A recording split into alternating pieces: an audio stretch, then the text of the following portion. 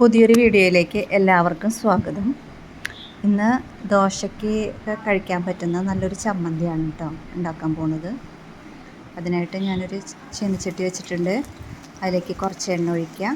2 medium size സവാള ഇടാം. സവാള പിന്നെ ഇതിനാവശ്യമുള്ള സാധനങ്ങൾ സവാള, വറ്റൽമുളക്, തേങ്ങ 3 സാധനങ്ങൾ മതി കേട്ടോ. പിന്നെ 3 വറ്റൽമുളക് ഇട്ടിട്ടുണ്ട്, 4 അത് നന്നായിട്ട് വഴറ്റുക എന്ന് പറയുമ്പോൾ നല്ല ചുമന്ന കളറാവുന്ന വരെ സവാള വഴറ്റണം.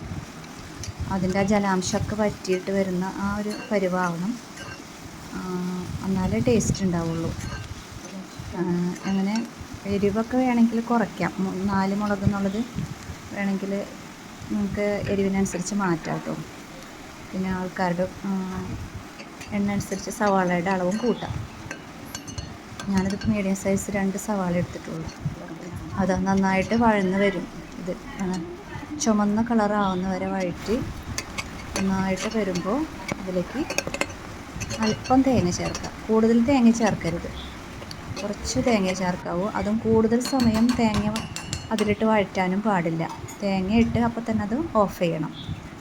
അപ്പോഴേ അതിന് ടേസ്റ്റ് ഉണ്ടാവുള്ളൂ. പിന്നെ തേങ്ങ ചേർക്കാതെയും വേണമെങ്കിൽ ഇത് അരയ്ക്കാം. പക്ഷേ ഇതിൽ ഇത്തിരി തേങ്ങ കൂടി ചേർക്കുമ്പോഴാണ് നല്ല ടേസ്റ്റ് കണ്ടത്. ഈ പരുവത്തിലെടുത്തിട്ട് ഇത് മിക്സിയുടെ ജാറിലിട്ട് ചൂടാറിക്കഴിയുമ്പോൾ നന്നായിട്ട് അരയ്ക്കാം. അരയ്ക്കാമെന്ന് പറയുമ്പോൾ വല്ലാതെ പേസ്റ്റ് പോലെ ഒന്നും ആക്കണ്ട, സാധാരണ പോലെ. ഇത് ആവശ്യത്തിന് ഉപ്പൊക്കെ നോക്കുക. എന്നിട്ട് അരച്ച് കഴിയുമ്പോൾ ഇത് ദോശയ്ക്ക് നല്ല ചമ്മന്തിയാണ്. പുളിയുള്ള ദോശയ്ക്ക് പോലും ഈ ചമ്മന്തി, പുളി അല്പം കൂടിയാൽ ചില ദോശ കഴിക്കാൻ പറ്റില്ലല്ലോ, അതിന് പോലും ഈ ചമ്മന്തി നല്ലതാണ്. എല്ലാവരും ട്രൈ ചെയ്യണം കേട്ടോ. ഇഷ്ടമായാൽ വീഡിയോ ലൈക്ക് ചെയ്യണം, ഷെയർ ചെയ്യണം, സബ്സ്ക്രൈബ് ചെയ്യണം. Okay, thank you.